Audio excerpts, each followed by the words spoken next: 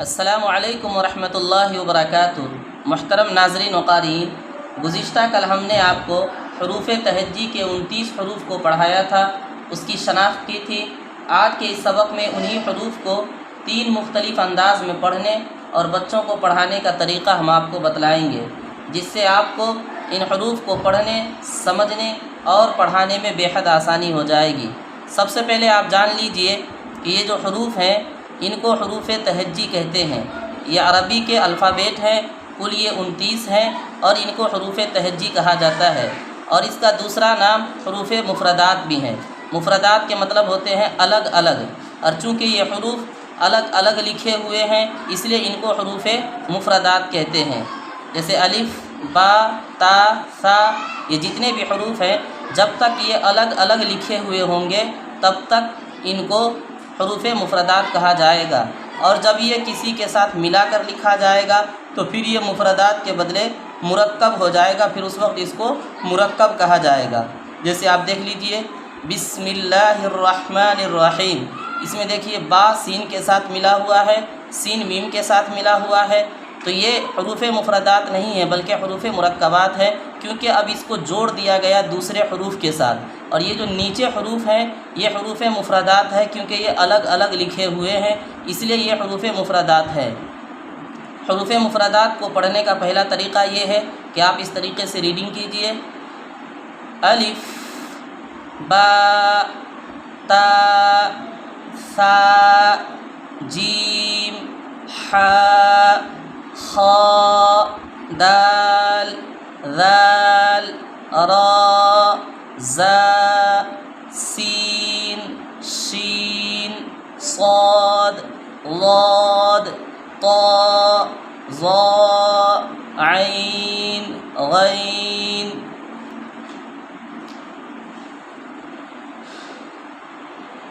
فا، قاف، کاف، لام، میم، نون، واو، ہا، حمزہ، یا۔ اب انہی حروف کو دوسرے انداز میں آپ اس طریقے سے پڑھیں۔ یہ دوسرا طریقہ ہے حروف مفردات کو پڑھنے کا: الف اپنی شکل میں، با اپنی شکل میں، تا اپنی شکل میں، ثا اپنی شکل میں، جیم اپنی شکل میں، حا اپنی شکل میں، خا اپنی شکل میں، دال اپنی شکل میں، ذال اپنی شکل میں، را اپنی شکل میں، زا اپنی شکل میں، سین اپنی شکل میں، شین اپنی شکل میں، صاد اپنی شکل میں، ضاد اپنی شکل میں، طا اپنی شکل میں، ظا اپنی شکل میں، عین اپنی شکل میں، غین اپنی شکل میں،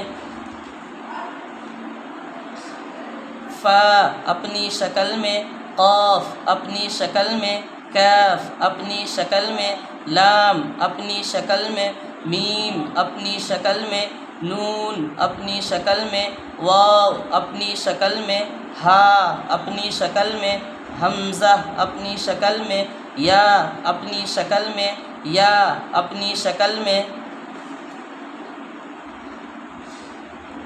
تو ناظرین یہ تھے حروف مفردات کو پڑھنے کا دوسرا طریقہ۔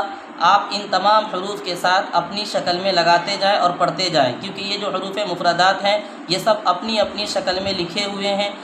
اس کی اصل شکل یہی ہے جو آپ کو دکھ رہا ہے، اس لیے ہم اس کو اس طرح پڑھیں گے: الف اپنی شکل میں، با اپنی شکل میں، تا اپنی شکل میں، ثا اپنی شکل میں۔ تمام حروف کے ساتھ آپ اپنی شکل میں لگاتے ہوئے چلے جائیں۔ حروف مفردات کو پڑھنے کا تیسرا طریقہ یہ ہے کہ آپ ان حروف کے جو نقطے ہیں اس کے اعتبار سے پڑھیں۔ جن حروف کے اوپر جتنے نقطے ہیں آپ اتنے نقطوں کا ذکر کرتے ہوئے پڑھیے۔ تو آپ اس طرح پڑھ سکتے ہیں: الف خالی، با کے نیچے 1 نقطہ، تا کے اوپر 2 نقطہ، ثا کے اوپر 3 نقطہ، جیم کے بیچ میں 1 نقطہ، حا خالی، خا کے اوپر 1 نقطہ، دال خالی، ذال کے اوپر 1 نقطہ، را خالی، زا کے اوپر 1 نقطہ، سین خالی، شین کے اوپر 3 نقطہ، صاد خالی، ضاد کے اوپر 1 نقطہ، طا خالی، ज़ा के ऊपर एक नुक्ता, आइन खाली, गैन के ऊपर एक नुक्ता, फ़ा के ऊपर एक नुक्ता, क़ाफ़ के ऊपर 2 नुक्ता, काफ खाली, लाम खाली, मीम खाली, नून के बीच में एक नुक्ता, वाव खाली, हा खाली, हमज़ा खाली, या के नीचे 2 नुक्ता, या के नीचे 2 नुक्ता।